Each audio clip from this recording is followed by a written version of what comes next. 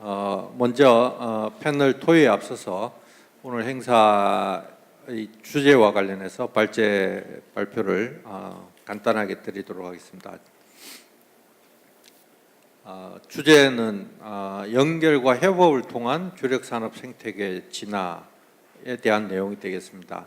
오늘 기조 강연에서 이미 4차 산업혁명에 대한 설명, 그 다음에 주력산업 고도화를 하지 않으면 4차 산업혁명에서 루즈가 될 것이라는 경고의 말씀 벌써 들으셨고, 그 다음에 앞서 오늘 특별히 이제 중견기업 소재 부품 기계 산업을 대표하는 중견기업의 CTO 내지는 CEO께서 오셔서 좋은 말씀을 주셨는데, 이미 제가 말씀드리려고 하는 내용들이 현장에서 어떻게 진행되고 있구나 하는 신뢰들을 우리 리딩 컴퍼니들이 이미 설명을 잘 주셨습니다.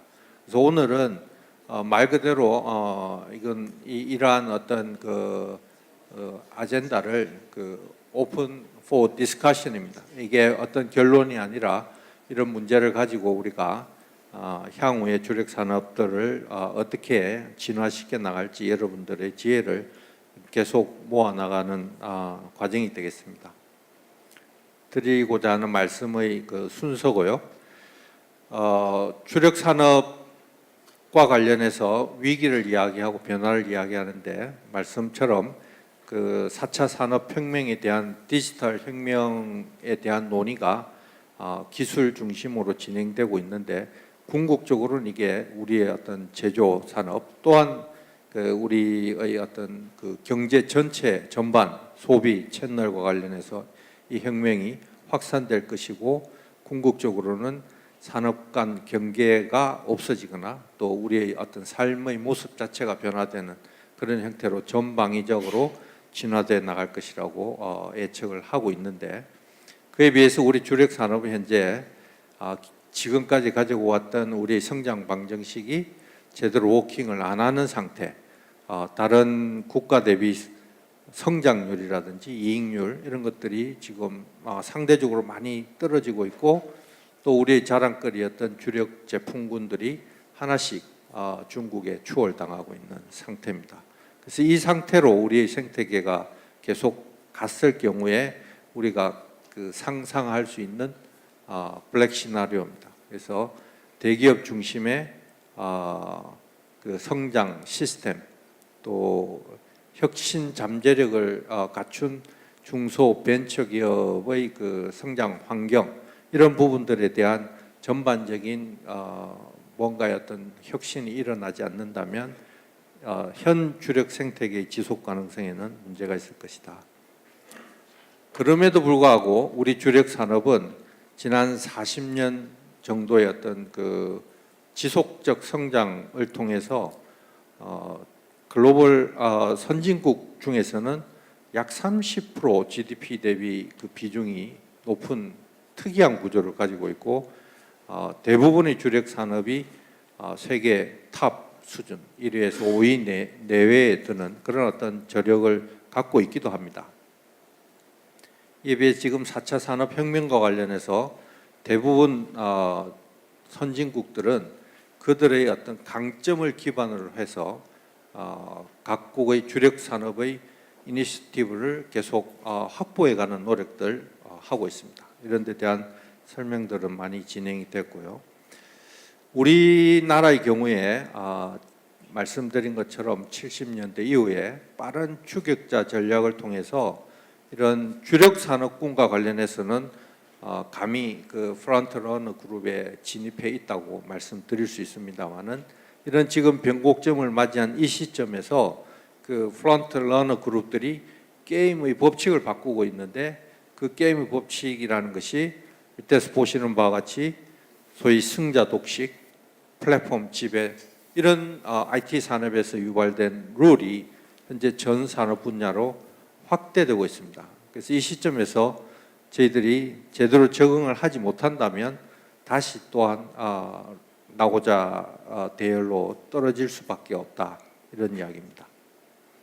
그래서 오늘 여기 이 서울대학에 와 있습니다만, 서울대 공대 교수님들이 발표를 했던 축적의 시간이 사회에 큰 반향을 일으킨 바가 있습니다. 그때 소위 선진국들의 강점이 뭐냐? 선진국들은 결국은 축적된 시간의 어떤 역량을 가지고 그 오래된 축적된 자국의 어떤 그 강점 기술을 계속 고도화해 나가는 전략. 이에 비해서 중국은 막대한 인력과 그 GDP를 공간 개념으로 활용해서 시간을 대체하는 그런 전략을 편다고 설명한 바 있습니다. 그럼 한국은 우리가 갈 수 있는 길이 어디냐 하는 것입니다. 그래서 선진국이나 신흥 추격자에 대응한 우리의 생존 전략 측면에서 보면 그래도 앞서 말씀드린 것처럼 지난 40년간 우리가 주력 산업을 기반으로 축적한 핵심 역량을 새롭게 연결하고 또 소프트 파워를 지향하는 산업 협력 강화 모델을 통해서 우리 고유의 일정한 시간, 물론 중국 같은 공간적인 자산은 없습니다만은 우리 나름의 축적의 길을 개척해 나갈 수 있다, 이렇게 지금 생각을 하는 것입니다. 그래서 한국형 4차 산업혁명의 프레임워크와 관련해서 저희들은 이러한 제안을 드립니다.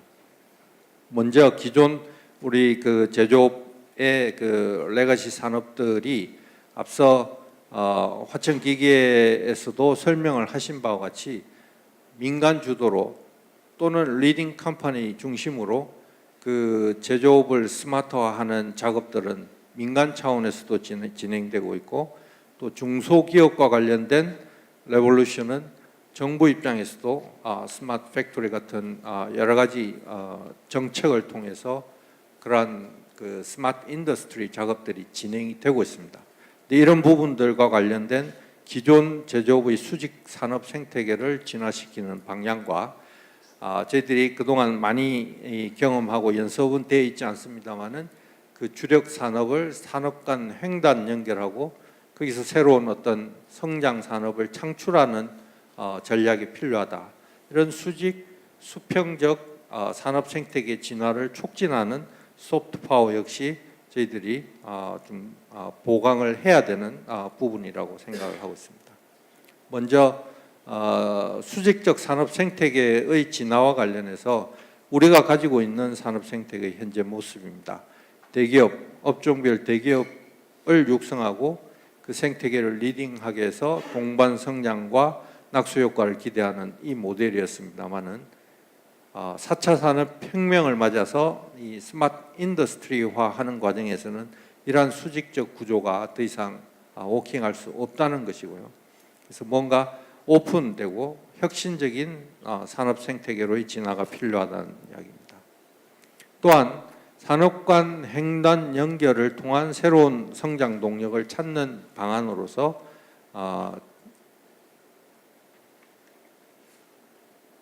이러한 기존의 1차원적인 수직적 산업별 스프라이 체인을 이제 횡단할 수 있는, 횡단을 통한 플랫폼형 융합의 장들을 만들어내서 스프라이 체인이 스프라이 플레인으로 진화하고 궁극적으로는 다시 플레인과 플레인 간의 이 융합을 통해서 스프라이 큐브가 만들어지는 이런 그 산업 간 연계와 협업이 활성화되는 시도들이 필요하다는 제안을 드립니다.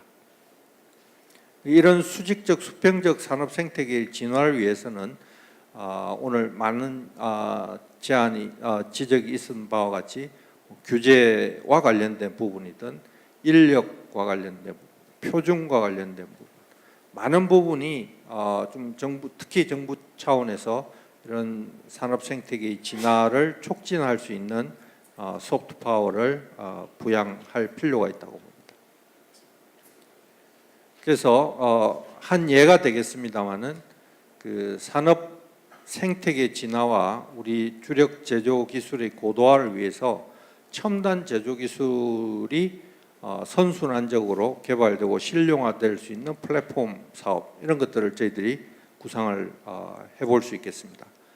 영국의 그 셰필드 기반의 Advanced Manufacturing Research Center라든지 미국 그 항공산업 제조의 메카인 그 포틀랜드 쪽을 기반으로 한 오믹 같은 제조 플랫폼이 그런 하나의 어떤 우리가 벤치마킹할 수 있는 사례라고 볼 수 있는데요. 그 개념 자체는 가장 선행돼야 되는 것은 시장 논리입니다. 그래서 먼저 이 소위 이런 플랫폼을 필요로 하는 수요 그룹으로부터의 펀딩과 시장이 필요로 한 니즈를 이 플랫폼에 제시하는 게 1차적으로 진행이 돼야 되는 부분이고요. 앞서 말씀드린 것처럼 저희들이 보유하고 있는 주력 산업의 핵심 역량들을 관통하는 크로스 카팅 테크놀로지를 기반으로 해서 이러한 그 시장의 니즈를 풀어나가는 플랫폼.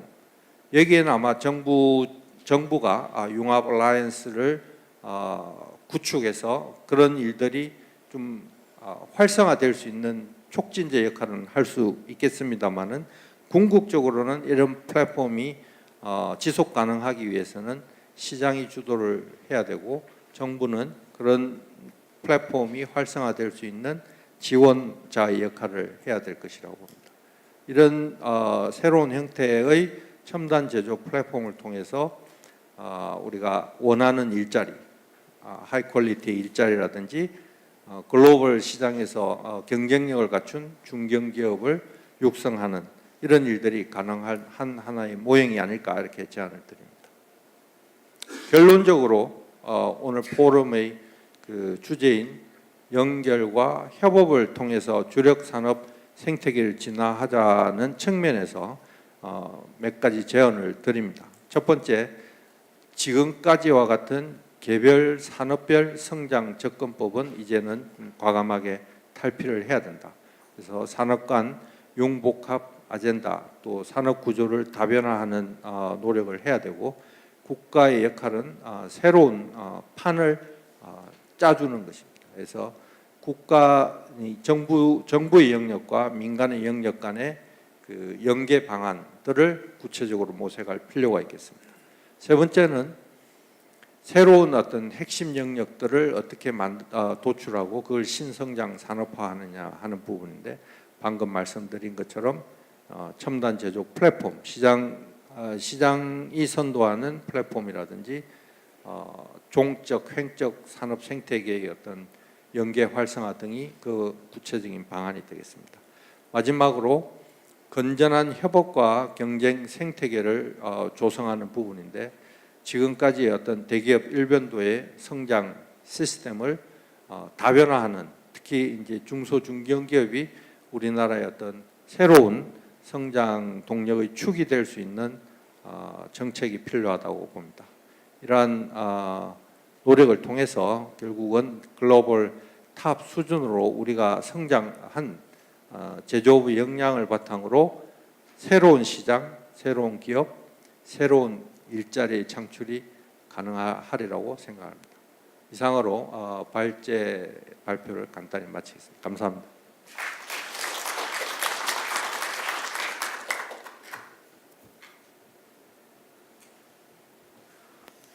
이어서 바로 패널 토론을 진행토록 하겠습니다. 오늘 참석해 주신 패널 분들 간단히 소개드리겠습니다. 제 좌측부터 이제 대한금속재료학회 회장으로 계시고 연세대학교 신소재공학과 교수님 계신 민동준 교수님.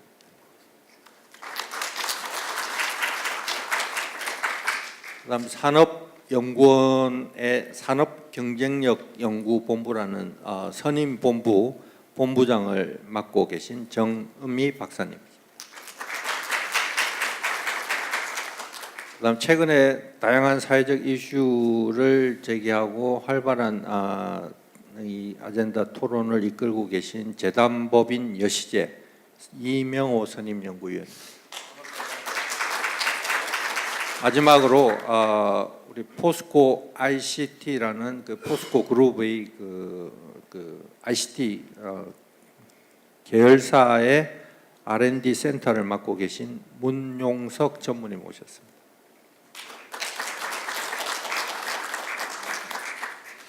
저희들이 사전에 네 분께 공통의 질문을 드렸습니다. 그 질문에 대해서 각 패널께서 약 한 3분 정도씩 간략히 말씀을 주실 텐데, 그 공통 질문은 국내 그 주력 산업의 성장 정체성에 대한 이슈, 그다음에 산업 간 연결과 협업을 통한 새로운 생태계 조성 방안이라는 질문을 드렸는데, 질문에 대해서 민 교수님부터 말씀 주시기 바랍니다. 예, 감사합니다. 예, 오늘 좋은 발표 많이 들었고요. 공부 진짜 많이 했습니다. 먼저 저희가 지금 다루고 있는 문제에 대해서 조금 저희가 나름대로 생각을 좀 드리면, 우리 주력기관 산업이라고 하시는 것은 기본적으로 국가가 필요한 의식주를 해결하는 그런 산업의 영역이라고 생각을 합니다. 따라서 이 주력기관 산업이라고 하는 정의도 우리가 흔히 생각하시는 그런 중화학적인 그런 측면이라기보다는 조금 더 넓은 확장해서 보시게 되면, 현재 우리 통신이라든가 정보산업도 국가의 중요한 근간산업으로 저희가 주력기관 산업이라고 평가를 해야 될 것 같습니다. 이런 측면에서 보시면 1960년부터 시작했던 주력기관 산업들은 자기 역할을 충실히 다 했다고 생각을 합니다. 최근 1960년부터 시작했던 많은 것 중에 하나에 우리가 주목하셔야 되는 것은 딥 시프트 에라라고 하는 시대에 도달한 것 같습니다. 대략 40년 전에 시작했던 그 변화가 이제 쓰나미처럼 우리 눈앞에 나타나고 있다고 평가를 하고 있죠. 근데 그 평가 내용을 보시게 되면 이런 것 같습니다. 최초에 우리는 어떤 현상을 관찰을 했고, 그 다음에 그것을 센서를 통해서 인지를 했고, 그 다음에 그것을 인식하기 시작했고, 지금은 스스로 학습을 시작을 했습니다. 이 네 가지의 큰 과학기술에 대한 변화가 바로 뇌과학이고 빅데이터고 IoT라고 하는 여러 가지 기술 형식으로 우리 눈앞에 현란하게 나타났다고 말씀드릴 수 있습니다. 문제는 이와 같은 이 툴을 우리가 어떻게 새로운 국가의 의식주 산업으로서 주력기관 산업을 진화시킬 건가라는 데 사용할까라고 하는 방법론에 있다고 생각을 합니다. 다시 말씀드리면 이 변화의 추세가 주력기관 산업에 미치는 그 영향은 그것은 비가역적이다라고 말씀드릴 수 있는 것이죠. 절대적으로 우리가 이것을 받아들일 수밖에 없고, 문제는 그것을 어떻게 슬기롭게 받아들이냐가 핵심인 것 같습니다. 여기에 논의 채점은 하나인데, 우리나라는 대단히 이상한 나라입니다. 이렇게 낙관적인 나라가 없지요. 그 이유는 식량, 에너지, 자원의 95%를 모두 수입에 의존하고 있음에도 불구하고 아무런 걱정을 하지 않는 이상한 나라라고 생각할 수 있습니다. 자, 왜 주력기관 산업은 과연 지금까지 어떻게 했을까? 바로 확장적 자유시장에 의해서 이 아주 성장을 거듭했다고 말씀드릴 수 있죠. 지금은 앞으로 그럴 것 같지 않습니다.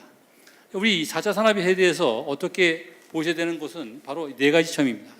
바로 에너지와 자원의 임계성을 어떻게 이와 같은 4차 산업의 기술로서 돌파할 수 있을 것인가라고 하는 부분이고, 또 한 가지는 잊어서는 안 되는 것은 인구 절벽입니다. 이 두 가지 문제가 우리나라로 하여금 주력기관 산업이 혁신을 일으킬 수 있는 강력한 드라이빙 포스가 될 거라고 생각을 합니다. 여러분들 기억하시겠지만 2025년부터 우리나라는 노동력의 부족에, 심각한 노동력 부족에 빠질 겁니다. 이걸 극복할 수 있는 방법은 뭐라고 생각하십니까? 바로 우리는 바로 4차 혁명에 관계되는 로봇 산업과 많은 이와 같은 기술을 이용할 수밖에 없는 당위성에 빠지게 되는 것이죠. 문제는 이것을 어떻게 4차 산업이 받아들일까 하는 문제에 대해서 말씀을 드리면, 우리는 하나에 있는 산업 간에 있는 서로 관찰하고 있는 그와 같은 눈길을 의식하실 필요가 있습니다. 예를 들면 조선사업 같은 경우와 철강산업과 그 다음에 IT 산업과 그 다음에 많은 이와 같은 컨트롤 사업들은 기본적으로 동질한 하나의 사업 영역이었습니다. 다만 철강산업은 소재를 공급했고, 하나는 조립을 했고, 하나는 판매를 했고 했던 것이죠. 지금은 조선사업이라고 하는 사업은 별로 의미가 없습니다. 하나의 거대한 하나의 큰 틀에서의 하나의 영역이 되어버린 것이죠. 그 영역에 있는 산업 간에 연결하고 있는 것은 바로 관심입니다. 서로 무엇이 필요하고 무엇이 줄 수 있는 것에 대한 관심을 연결할 수 있는 플랫폼, 이것을 만들어내는 것은 굉장히 중요한 일이라 할 수 있습니다. 참고로 하나 말씀을 드리면, 우리가 북극 항로를 열어야 되는 것이죠. 북극 항로에 필요한 조선을 만들기 위해서는 많은 소재와 많은 조선 기술과 표준이 필요합니다. 이것을 우리가 어떤 조선 하나의 회사가 할 수 있는 것이 아니라 모든 산업 영역에 만들어낼 수 있는 하나의 연결고리가 필요하게 되는 것입니다. 그 연결고리를 어떻게 만들 것인가라고 하는 것이 큰 숙제라 할 수 있습니다. 하나의 또 한 가지는 사업 영역의 확장입니다. 존 디어라고 하는 농기계 회사가 있지요. 원래 이 회사는 기계 회사였습니다. 하지만 최근에는 인터넷과 연결을 통해서 농업에 대한 인터넷 서비스, 정비 인터넷 서비스를 했습니다. 그 결과는 그 기계에 작동하는 시간을 모니터링함으로써 전 세계 식량 시장에 대한 농사 상황을 정확하게 인식하게 되었습니다. 그 회사는 그 데이터를 이용해서 금융을 일으켜서 하나에 있는 투기 회사가 식량에 있는 투자 회사로 변신하게 된 것이죠. 우리는 이 4차 산업혁명에 대해서 좀 더 확장적으로 생각하시기를 다시 한번 꼭 부탁을 드립니다. 우리가 있는 가장 중요한 것은 또 한 가지 말씀을 드릴 것은 소재 산업입니다. 수많은 산업이 기본적인 동력이 화학 연소에서 전기 에너지로 바뀌려고 합니다. 수많은 전력을 일으켜서 동력을 쓰시고 인터넷을 활용하셔야 되는 것이죠. 거기에 필요한 것은 모두 히토류 산업이고 히토류 산업에 대한 것은 굉장히 제한적입니다. 현재 우리가 수많은 사람이 자동차를 말씀하시고 센서를 말씀하시지만 히토류의 공급에 대한 역량에 대해서는 아무도 걱정하고 있지 않습니다. 결론적으로 말씀을 드리면 세 가지가 필요합니다. 첫째, 4차 산업이라고 하는 제조협에 대해서 새로운 표준발 혁신이 필요합니다. 새롭게 일어나는 산업에 대해서 새로운 표준이 필요하게 되는 것이죠. 두 번째, 새로운 산업에 대해서 우리는 교육발 혁신이 필요합니다. 과거에 있던 그런 교육이 아닌 새로운 교육을 통해서 새로운 인력을 새로운 형태로 바꾸는 표준발 교육이 필요합니다. 세 번째는 바로 아까 우리 박종수 부회장께서 말씀해 주신 대로 우리는 서로 산업 간에 있는 관심을 연결할 수 있는 그와 같은 연결할 수 있는 연결형, 다시 말씀드리면 혁신형, 제조업별 있는 혁신에 대한 혁신이 필요합니다. 교육과 표준이 전제가 되지 않으면 우리는 산업에 대한 것을 지킬 수가 없다고 생각을 합니다. 그러니까 이것은 바로 아주 정부가 모두 해야 될 일은 바로 이와 같은 교육과 표준에 관계되는 새로운 플랫폼을 만들어내는 것이 4차 산업혁명에 하기 위한 정부의 가장 중요한 기저활동이라고 생각을 합니다. 감사합니다. 감사합니다. 산업 간 관심의 연결, 그게 가능한 플랫폼, 좋은 키워드인 것 같습니다. 예, 정 박사님 부탁드립니다. 예, 그 4차 산업혁명에 대해서 얘기들이 대부분은 그 기술적인 얘기들 되고 ICT 쪽에서 많이 얘기가 되다가 오늘 드디어 그 우리가 어떻게 해야 되는가 그 길을 본 것 같습니다. 그래서 제가 사실은 토론이라고 하기가 좀 제가 오히려 죄송한 수준입니다. 어쨌든 간 국내 산업의 정체성 부분들에 대해서는 앞에 현대경제연구원에서도 많이 발표를 해주셨고요. 결국은 우리 경제 또는 산업에 있어서의 캐치업 단계에 있어서의 한계라고 생각을 합니다. 생산이나 수출 같은 것들이 계속 정체된 것은 결국 세계 경제 또는 산업의 논리에 의해서 우리가 좌우됐다는 것을 결국 반영을 하고요. 그렇다면은 4차 산업혁명이라고 하는 것들이 우리에게 지금 이제 다가왔지만 사실 많은 준비가 돼 있었다고 생각을 하는데 이게 선진국 중에서도 미국, 그러니까 독일, 미국, 그다음에 일본이라는 나라에서 출발을 했고 그다음에 중국이 관심을 갖고 시작했다라는 것은 이 모든 국가들이 사실은 제조업 강국이었다라는 것을 의미합니다. 제조업 강국에서 시작했고 그리고 이 제조업을 더욱 키우기 위해서 4차 산업혁명이라고 하는 많은 그런 이슈나 아젠다들이 도출이 되었다라는 것이고요. 근데 그 출발은 사실은 기업 내에 있어서 또는 산업 내에 있어서 비용 절감 또는 가치 창출을 목표로 했었습니다. 근데 이게 이제 기술적 발전을 했고 어느 정도 산업을 바꾸다 보니까 결국은 가만히 보니까 어느 날 이게 사회 정치 모든 체계가 변하겠구나라는 관점에서 혁명이라고 얘기를 할 수 있겠고요. 이게 3차인지 4차인지는 더 이상 중요하지 않을 것 같습니다. 그러니까 기술의 발전이 굉장히 빨라졌고 그다음에 글로벌화하고 네트워크라고 하는 것들이 이미 구축된 상황에서는 아까 민동준 교수님이 말씀하셨던 것처럼 이제 선택의 문제가 아니고 필수의 문제가 되었다라는 것에서 더욱 중요하고요. 그런 관점에서 오늘 주제가 연결과 협업을 통한 산업의 생태계 진화라는 키워드는 무엇보다도 적절하다고 생각을 합니다. 최근에 산업연구원에서 우리 4차 산업혁명 대응 수준을 좀 조사를 했습니다. 전면적이진 않았는데 산업 관련 전문가들이 했는데 선진국과 4년 정도 격차가 난다라고 일단 결론적으로 얘기를 했습니다. 그랬더니 그 4년 난다고 그랬더니 어떤 분이 얼마 안 나네 그러셔서 제가 깜짝 놀랐는데 중국과의 제조업의 그 경쟁력 격차를 보통 3년을 보고 있습니다. 3년 있으면 따라올 건가? 그렇지 않습니다. 마찬가지로 우리가 4년 있으면 따라갈 건가라고 했을 때 많은 분들이 고개를 갸웃거리시는데요. 그 가장 격차가 작은 부분이 제조 공정 부분이었습니다. 제조 국가 다 왔고요. 그다음에 우리가 그동안에 대기업이 주도하고 있는 이런 산업 구조 또는 뭐 경쟁 구조에서 비롯된 것이긴 했는데 여기에서 그러니까 자동화라고 하는 것, 그다음에 어느 정도 수준이라고 하는 거는 담보가 됐는데 약간 취약한 측면이 연결성, 그다음에 데이터를 활용하는 것, 그다음에 다른 산업과의 그 개방성 부분들에서 많이 좀 부족했습니다. 결국 우리의 4차 산업의 혁명의 대응이 아직까지도 기업 내에 있어서 효율성 향상, 그러니까 다른 산업 또는 다른 기업과의 그 연결성 부분들이 여전히 그 한 발자국도 못 나가고 있다라는 그런 현황이라고 볼 수 있겠습니다. 그 원인은 뭐 여러 가지가 있을 수 있겠습니다. 근데 가장 큰 거는 이제 불확실성이라고 사실 얘기를 할 수 있겠는데요. 기술이 뭐 AI 같은 경우, CPS 같은 경우 먼 나라 얘기처럼 보이는 그런 기술이 충분하게 발달하지 못했고, 그다음에 기업 입장에서는 비용이 많이 들고, 그다음에 이거를 하면은 우리한테 혜택이 확실하게 오는가라는 것에 대한 확신이 없고 이런 것들이 있었습니다.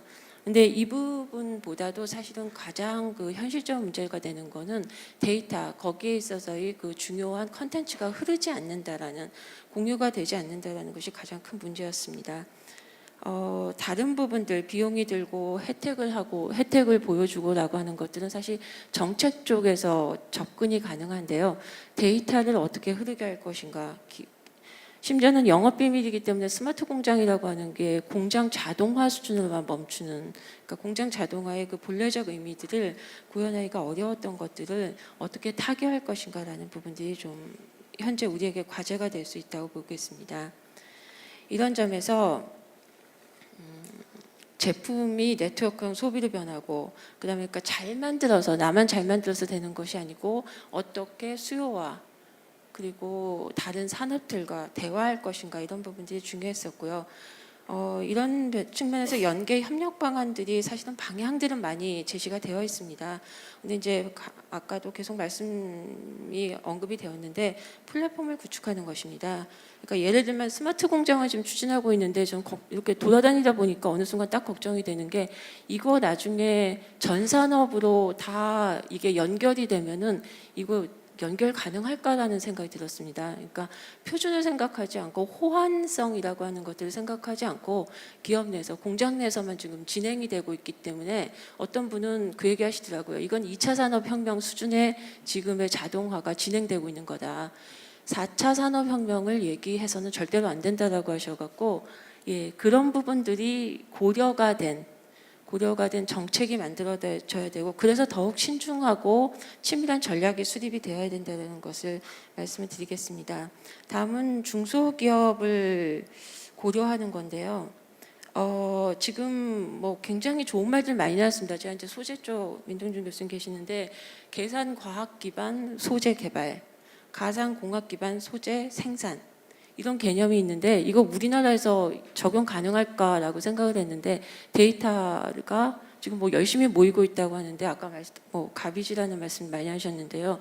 그거를 쓸 수가 있어야 되는데, 다품종, 그다음에 매스 커스터마이제이션의 얘기는 사실은 다품종을 아주 낮은 가격에 대량으로 생산할 수 있어서 누구나 소비가 가능한, 그러니까 시장에 맞춰서 생산 체계가 변화해야 된다는 것을 의미한다라면은 여기에 다양한 아이디어를 가진 중소기업들의 참여가 가능해야 됩니다. 근데 이 빅데이터와 플랫폼에 대한 접근성들이 지금대로라면은 일부 그 대기업 또는 글로벌 기업들 주도로 가면서 결국은 경제가 다시 한번 그 불균형 성장의 늪에 빠질 수도 있다라는 생각이 듭니다. 이것은 정책의 변화가 필요한 영역이라고 생각을 하고요.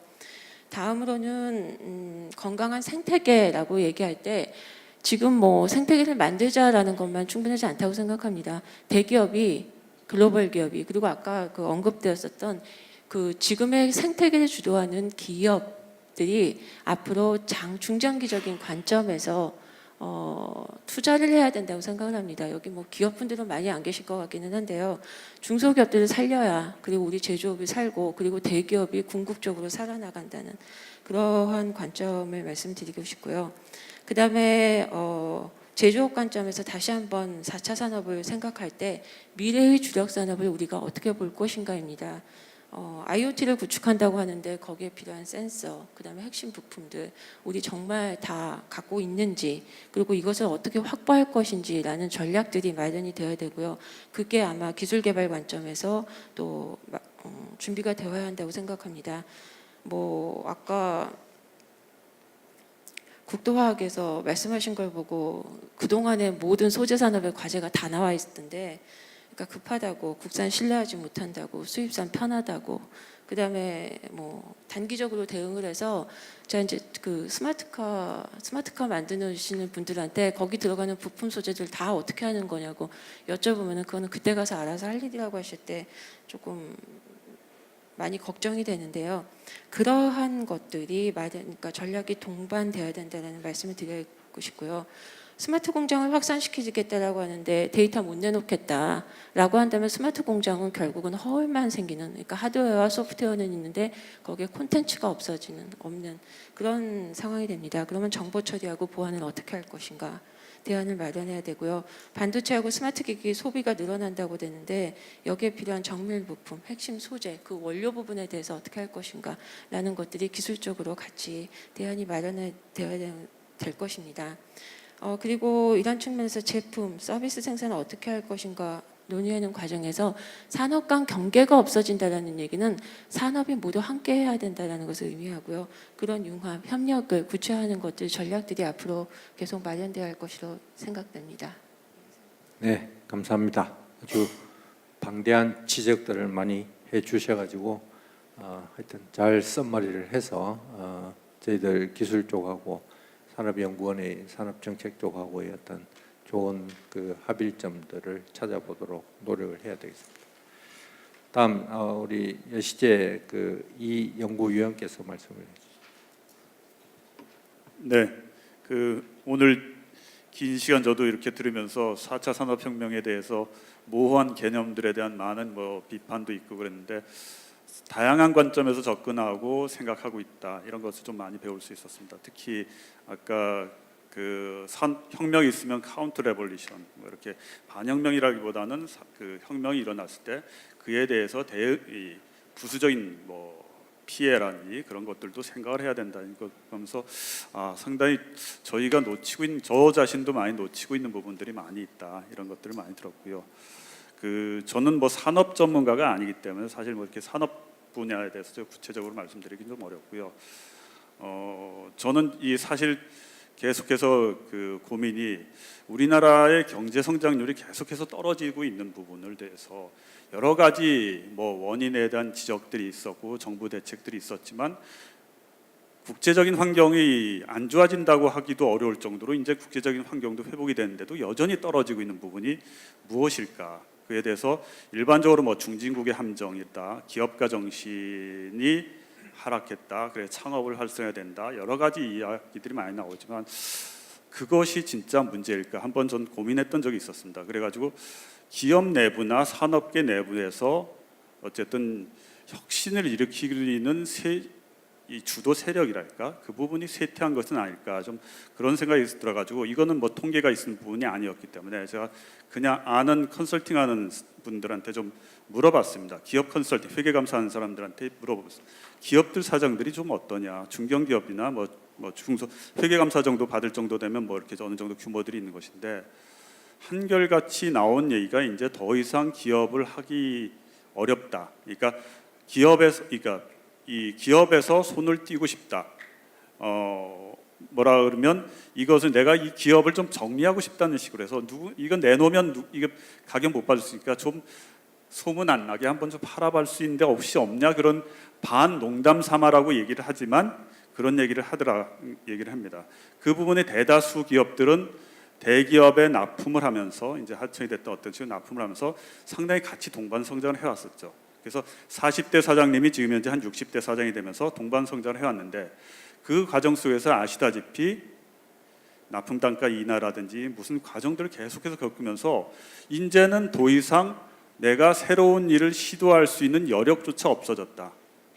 그런 얘기를 하십니다. 우선은 본인이 40대 혈기왕성했던 에서 60대로 됐고, 그 다음에 공장 안에서 같이, 회사 안에서 같이 일하는 사람들은 나와 같이 다 나이 든 사람들 아니면은 젊은 사람들은 외국인이고, 그리고 진짜 뭐 대학 나와서 이 같이 뭐를 좀 도모해 볼 만한 의견을 나누어서 그러니까 도모를 해볼 만한 그런 사람조차 없다. 지금은.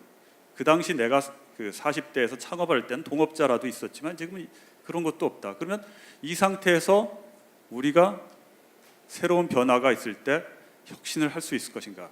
이 부분에 대해서 상당히 좀 고민이 됩니다. 실제 이것이 이 쇠락의 원인도 되지만 또 한편으로는 지금 현재 4차 산업혁명이라는 새로운 패러다임이 이 파도가 닥치고 있는데 이것을 대응하기 진짜 좀 더 어렵겠다. 그런 생각이 좀 많이 듭니다. 그것의 이유는 사실 독일 같은 경우가 인더스트리 4.0을 얘기하면서 기본적으로 기존의 산업은 오케스트라와 같이 산업체와 기업 간의 이 협력을 하는 구조였다고 얘기를 합니다. 그러니까 오케스트라 같은 거는 지휘자가 있어가지고 그 내지는 주력 기업이 있어가지고 나머지 기업들을 잘 조율하면서 같이 끌고 나가는 방식이 기존의 이 산업이 육성되는 방식이었다면 독일 인더스트리 4.0을 하면서는 이제는 오케스트라 방식의 기업 협력 구조에서 재즈 방식으로 변화돼야 된다. 그것은 재즈라 방식이라는 것은 특별한 지휘자가 없이 다 파트너이 된 사람들이 서로 간에 긴밀하게 소통하고 협력하면서 끌고 나가는 거죠. 근데 그 전제는 신뢰라는 것이죠.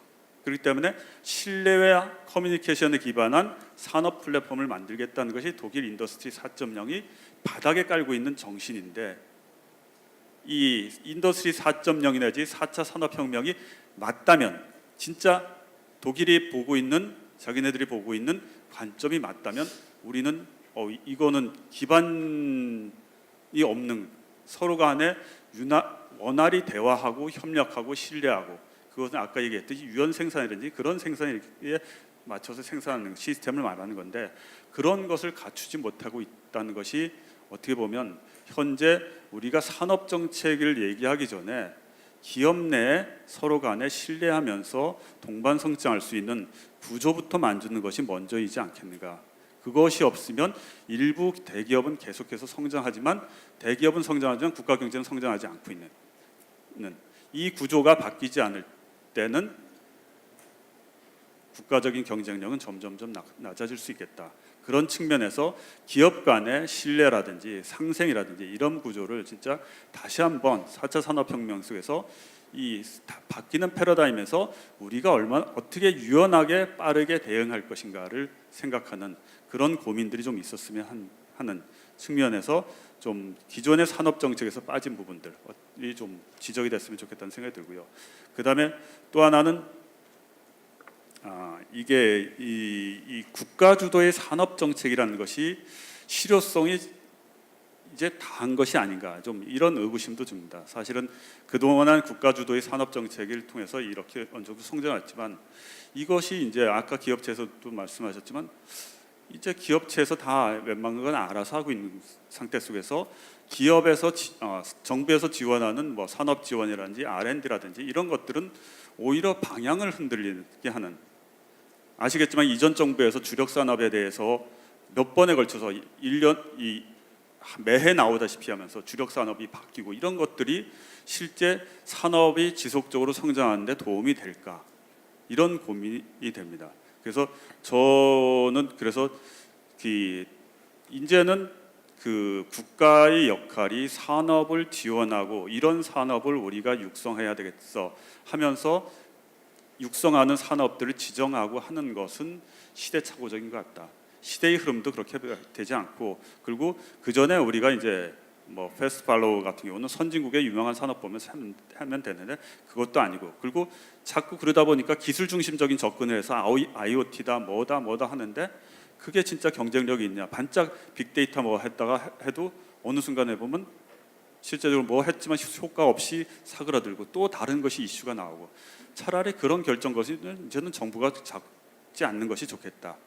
그것이 생각이 들고요. 그러면 정부가 하는 부분이 무엇이냐면 정부는 그 시대 그 사회 문제 해결형 국가가 과학적으로 운영되기 위해서 필요한 기술들 그 기술들을 기업과 협력해서 국가가 수요자가 돼가서 협력하고 거기서 확보된 기술이 기업체에서는 다른 용도로 쓰일 수 있도록 풀어주는 부분 이것이 미국 같은 경우가 하고 있는 것이고 또 뭐 독일도 이제 프라운호퍼르 제도라든지 이런 방식으로 하고 있는 방식인데 그리고 사실 4차 산업혁명에서 하이테크 전략 이런 것도 많은 부분이 안전, 보건, 그러니까 운송수단이라든지 사실은 독일 국가 내에서 문제 해결에 중점을 두고 그 이슈를 독일 기업과 같이 풀자. 그리고 그것에 푼 데선 인공지능이 들어가고 IoT 기술이 들어가고 그거는 기술은 소재인 거죠. 국가가 자기가 우리가 필요한 부분을 푸는 부분을 얘기하고 기업체는 그걸 가지고 부수적으로 확보한 기술을 가지고 상품을 만들어서 소비자한테 물건 파는 걸 하고 이렇게 돼야 되는데 지금은 국가가 자꾸 이런 산업이 유망합니다 하는 부분이 이제는 공무원이나 내지는 이런 정부 조직 내에서 의사결정을 하는 수준은 이제 넘어간 부분이 있는 것 같다. 그런 측면에서 산업 정책에 대해서 보다는 차라리 국가가 좀 더 과학적으로 움직이고는 조직이 되기 위해서 그러면 이게 지금 요즘 기업체는 인류의 운영 시스템을 갖고 있는데 많은 분들이 공무원 조직은 2, 3류 조직도 안 된다 이런 얘기를 하는데 어떻게 2, 3류 조직의 운영 스타일을 갖고 있는 공무원 운영 시스템이 산업이라든지 기업을 뭐 지시나 지도한다든지 이렇게 할 수는 없는 것 같습니다. 차라리 국가가 자기가 나서서 현재 뭐 미세먼지가 됐던 AI 그 조류 인플루엔자 됐던 세월호의 안전 문제가 됐던 이런 것들에 대해서 해결책을 제시하면서 여기에 필요한 국가가 예산을 쓰고 거기서 확보된 기술들은 기업체에서 갖다 써라. 그래서 미국에서는 베이돌법이 있어가지고 거기서 확보된 기술은 국가에서 소유하지 않습니다. 그럼 우리는 국가에서 막 정부 예산 투입되는데 왜 국가에서 쓰지? 국가 소유를 주지 않아? 왜 기업체 도와주냐? 이렇게 하는데 차라리 확보된 기술과 특허를 기업이 가지고 가도록 하고 국가는 자기네가 원하는 목적을 달성하고 대표적인 예로 뭐 수술 로봇 같은 경우도 우리는 의료 산업 육성을 위해서 수술 로봇 개발하겠다 이렇게 했는데 미국에서 수술 로봇이라는 것은 미국은 전쟁을 하는 국가이기 때문에 죽어가는 병사들이 야전병원에서 죽지 않도록 하기 위해서 필요한 기술을 개발한 게 수술 로봇이었다는 것이죠. 이런 식으로 그것에 국가가 의무를 해야 될 것들 병사들의 안전이라는 만큼 중요한 부분이 없으니까 그런 것을 해놓고 거기서 참여한 기업들이 그 기술을 가지고 의료 산업으로 갈 수 있도록 길을 열어주는 이런 접근들이 좀 더 필요하지 않겠는가 좀 그런 생각을 좀 하고 들었습니다. 그제 좀 기회가 돼서 좀 말씀을 드렸습니다. 감사합니다. 예, 문 전문의 부탁드리겠습니다. 네, 제가 이제 유일하게 이제 산업계에서 이제 참여한 참석자인 것 같습니다. 제가 지금까지는 이제 그 4차 산업혁명이라는 것을 많이 들었는데 오늘의 이제 제목을 가만히 보니까 주력 산업 고도화 포럼입니다. 그래서 물론 부제로 이제 4차 산업혁명인가 얘기가 나오긴 했지만은 근데 굉장히 시의적절하다고 제가 느끼는 게 뭐냐면 사실은 4차 산업혁명 하게 되면 어떤 새로운 어떤 비즈니스 도메인과 기술 도메인들이 많이 어떤 주도하는 어떤 그런 장일 것 같지만 사실은 제가 보는 관점에서는 이제 4차 산업혁명에 들어오는 키 컴포넌트 테크놀로지들이 이제 이미 정해져 있는 것이고 그것들이 이제 기존 산업에 이제 영향을 미치면서 기존 산업이 사실은 고도화된다는 결국은 뭐냐면은 그 산업에서의 어떤 경쟁력을 극대화시켜가는 어떤 그런 과정이라고 생각이 들거든요. 예, 그런 의미에서 이제 오늘 이제 이 포럼의 제목이 주력 산업 고도화로 정한 것은 굉장히 시적절하다고 생각이 듭니다. 제가 이제 다니는 직종이 이제 ICT 기업인데요. 사실은 이제 제가 이제 보는 관점에서 저희가 이제 한 10년 전부터 이제 저희 이 대기업부터 시작해가지고 중소기업들도 많이 이제 저희 뭐 국내외적인 어떤 그런 많은 상황들이 있어가지고 이제 우리나라를 떠나서 이제 다른 쪽에다가 공장을 하는 그런 이제 상황들이 벌어졌는데 사실은 이제 그때 저희가 그러니까 그 국외적인 이슈 같은 경우는 저희가 이제 해결하지 못하는 부분이긴 하지만 국내적인 이슈를 우리가 좀 더 해결을 하고 국내에서 어떤 그런 이노베이션을 더 진행을 했었으면은 저희가 이제 예를 들어서 공장의 어떤 그런 그 효율적인 어떤 운영, 스마트 팩토리라든가 이런 컨셉들이 그때 이미 우리가 이제 잡고 나올 수 있지 않았을까 하는 그런 생각도 해봤습니다. 지금 이제 그 2010년 넘어가지고 이제 그 독일에서부터 이제 인더스트리 4.0이라는 그런 이니셔티브가 주어진 다음에 사실은 우리가 다시 따라가게 가는 것 같은 그런 이제 느낌이 많이 들거든요.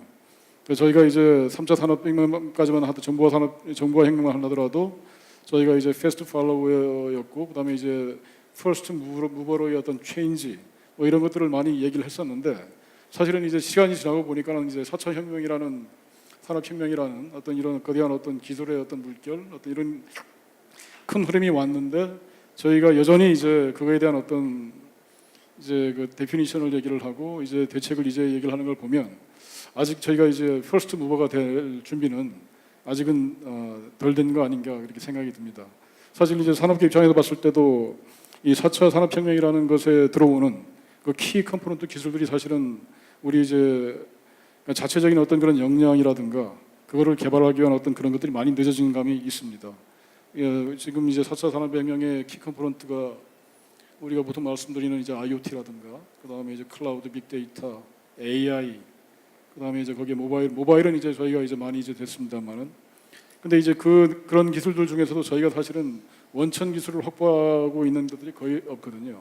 IoT만 보더라도 사실은 대부분의 사실은 센서 기술이긴 할 텐데 저희는 이제 센서가 이제 개발하는 업체가 많지는 않습니다. 그리고 이제 뭐 클라우드 같은 경우만 보더라도 이제 아마존이라든가 그 마이크로소프트 같은 그런 업체에 많이 의존을 하고 있고요. 그다음에 이제 앞으로 이제 그 모든 산업에 결국은 사실은 스마트라고 우리가 얘기를 할 때에 사실은 스마트하다는 똑똑하다는데 그게 이제 핵심이 되는 게 사실은 인공지능일 텐데 인공지능만 하더라도 저희가 지금 보는 관점에서는 이제 작년에 이제 우리 이세돌 구단하고 이제 그 바둑을 떴던 그런 이제 그 이 알파고 같은 그런 인공지능이 들어온 다음에야 저희가 사실은 화들짝 깨난 그런 게 있거든요. 그래서 그런 것들을 볼 때에 저희가 이제 이 4차 산업혁명 이런 것들이 그 예전에 한 10년 전에 저희가 이제 그 기업의 어떤 내부적인 팩토리 어떤 그런 공동화 현상 같은 걸 겪으면서 저희가 이제 많이 이제 놓친 부분이 아니겠느냐 그런 생각이 듭니다. 그래서 그런 것들이 어떻게 보면은 오늘날에 있어가지고 4차 산업혁명의 생태계를 형성하는 데 있어가지고 굉장히 저해 요인이 되지 않겠나 그런 생각이 들고요. 그래서 이제 이거를 극복하기 위해서는 제가 보기에는 이제 아주 늦지는 않았기 때문에 하여간 그 산업계를 중심으로 해가지고 그 산학연 그 같이 해서 이 핵심 기술에 대한 컴포넌트에 대한 그 원천 기술은 반드시 저희가 이제 확보를 해야 된다고 생각을 합니다. 왜냐하면 이런 기술들이 결국은 이제 모자이크처럼 서로 컴포넌트끼리 연결도 되고 커넥티드 되면서 새로운 비즈니스라든가 이런 게 창출이 될 거거든요. 근데 이제 저희가 이제 그런 원천적인 그런 솔루션이 없이 비즈니스만을 보고 어떤 그런 변화만을 본다 그러면은 답은 나오지 않을 거라고 생각을 합니다. 그래서 그런 그 원천 기술 확보하는 노력이 일단은 이제 계속되어야 될 것 같고요. 그 두 번째로는 이제 저희가 이제 기존 산업에 저희가 이제 어떻게 보면은 그 세계에서 몇 안 되는 강대국형 산업 구조를 갖고 있다고 흔히 말씀을 하고 있지 않습니까? 이게 뭐냐면은 뭐 나라는 작지만은 전 산업 분야를 저희가 이제 망라해가지고 골고루 이제 그 산업 우리 규준을 가지고 있다는 말씀이죠. 그래서 저희는 뭐냐면은 기존의 4차 산업혁명에 들어오는 이런 기술들을 이 기존의 어떤 이 기존 우리 이 산업에 그 옷을 입혀서 날개를 달아주는 것 이것이 바로 제가 보기에는 키라고 생각을 합니다. 그래서 저희가 지금 하는 메인으로 지금 하고 있는 액티비티 중에 뭐가 있냐면은 스마트 팩토리라는 게 있습니다. 사실은 이게 어떻게 보면은 저희가 이 철강 기업이라든가 지금은 이제 에너지라든가 빌딩 그다음에 이제 시티 스마트 시티까지 이렇게 확장된 개념으로 지금 가고 있긴 합니다만은 그렇게 이제 확장된 개념으로 지금 저희가 가고 있습니다. 그래서 근데 그렇지만은 이제 그런 이제 어떤 큰 기업 주변에 보게 되면은 산단이나 이런 데 보면 굉장히 많은 중소기업들이 유치해 있고 그런 중소기업들의 어떤 바라는 어떤 관점에서의 스마트화 이런 것들이 이제 같이 이제 공동적으로 진행이 됐을 때만 저희가 이제 다시 기존의 어떤 그런 어떤 생태계라든가 이런 것들도 확보하게 될 수 있을 것 같고요. 새로운 생태계가. 그래서 이제 어떤 그 공장의 어떤 스마트화 이런 것들에 대한 것들이 굉장히 저희가 이제 선결적으로 풀어야 되는 문제이고, 그 다음에 그것들을 전반적으로 산업 전반에 걸쳐 가지고 그 확보된 어떤 그런 저이 4차 그 산업혁명의 어떤 핵심 기술을 가지고 그 옷을 입혀가는 과정, 이런 것들이 바로 이제 저희가 생태계를 확산하는 과정이 아니겠나 생각이 듭니다. 그러니까 여기서 아까 이제 앞에서도 많은 말씀이 있었지만은 그 저희 이제 정부에서는 상당히 제가 보기에는 그 키롤을 사실 해주셔야 되지 않겠나 생각이 들거든요.